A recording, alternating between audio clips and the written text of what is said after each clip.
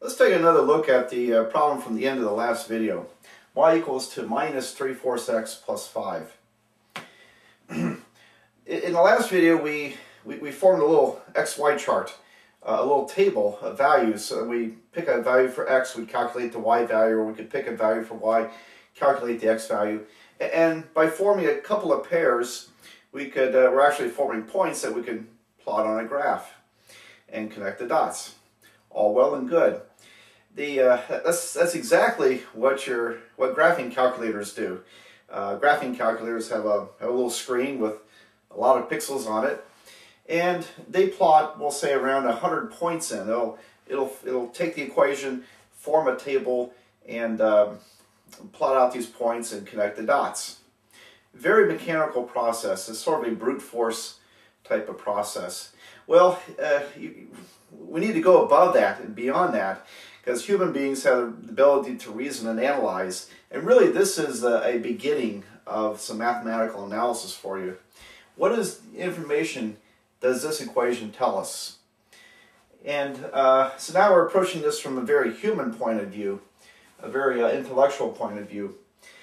Well, this piece of information is sort of easy to come by, because if you let x be 0, then y is going to be that number.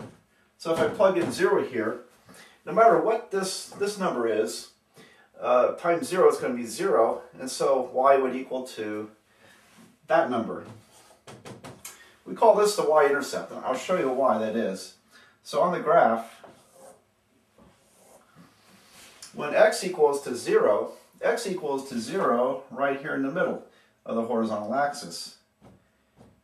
And let's draw some points here.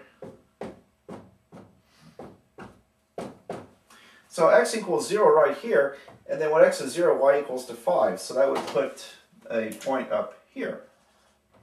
Okay, so that point, 0, 5,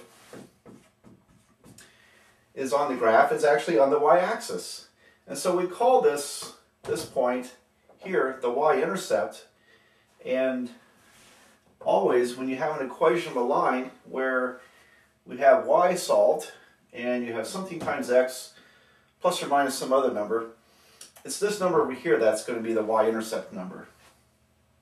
All right, we'll elaborate on that more later. But it gives us a starting point for this graph. It gives us a location to work from. Now, what about the minus 3/4 x? Well, the only way this is going to change is when we start changing x. And what rate is it changing?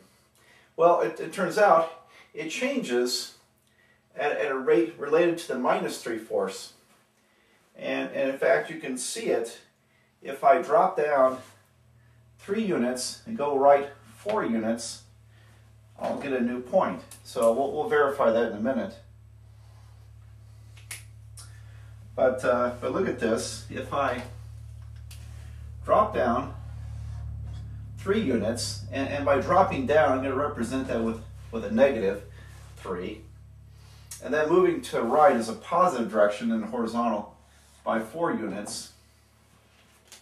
I claim that this new point over here, when you connect it to that point, it will form the equation of this line. All right. Well, it's not hard to verify that, because this point right here is a point 4, 2. And if you plug in 4 to the equation, y equals minus 3/4 times 4 plus 5, then the 4's cancel.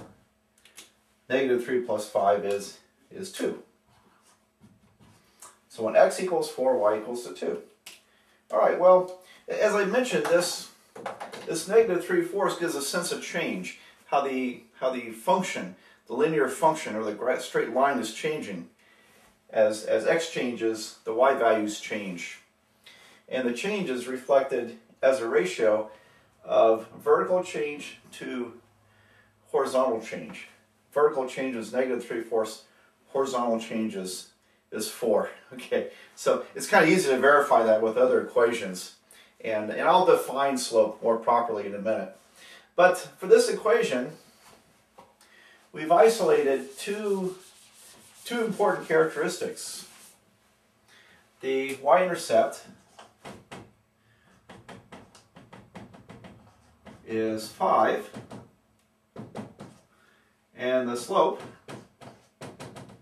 is minus 3/4. All right, now once you get kind of good at this, then a human can look at this and immediately have a sense of what that is. It's a line, and we have a connection, a location. It crosses y-axis at 5, and it has a direction indicated by the negative 3/4. The negative means it's dropping, and it's at a fairly shallow rate. So, all right, I'm going to erase the board, and we'll go on to a more formal definition of what slope is before working another example. Here's how the slope of a line is defined. The slope is the change in the vertical divided by the change in the horizontal. And by change, there's a direction implied. If we go up, that's positive. If we go down, that's negative. That down would be a negative vertical change. If we go right, that's positive. X change. If we go left, that's a negative horizontal change.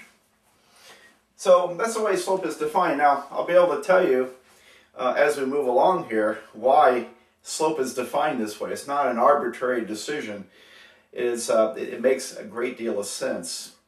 It also is one of the more profound considerations in all of mathematics. Now, I realize that slope comes across as very sterile and dull when you see it in a textbook. But did you realize that the slope is the foundation of differential calculus? Without a consideration of what slope means, we would have no calculus. Without calculus, you wouldn't be watching me on this video. We would not have this technology.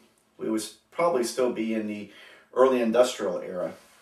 So calculus owes its existence to the consideration of what slope means. Okay, so I like to throw that out because I think you should get a little bit of math history in a math class as we move along, and some kind of appreciation that you're not just learning a bunch of stuff to make someone happy. It has a purpose and meaning to it. All right, so now some other ways of looking at this. Change in vertical divided by change in horizontal. This is a kind of a shorthand way of illustrating it. I think engineers like to use this, and sometimes math people do. This would read delta y divided by delta x. So delta is the uppercase Greek letter delta is a little triangle, and delta is our symbol in mathematics for a change, for a small change. So it's a change in y divided by change in x. And now every math textbook out there has a formula for calculating slope, and I'm not going to give it to you. Yes, you can look it up and you can use it, and if that's all you rely on when it comes to slope, then you're not going to learn much about slope. You're going to learn how to hopefully plug numbers in correctly into some formula. But if you don't learn what slope means, then you won't find mistakes, and you will tend to make more errors than what I show how to do these problems. So I want you to keep that in mind, that I always thought these formulas were very misguided at this point in math. So concentrate on what slope means. It's going to carry you a lot farther. You'll find mistakes and things of that sort. Okay, by the way, the letter in algebra that represents slope is letter M, lowercase m. Why, I never have found out. Maybe it's an abbreviation for some German word, I don't know.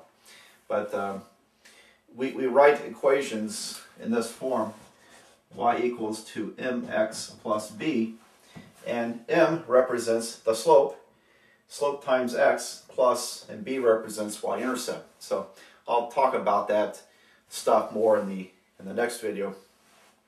All right, well, let's work a problem.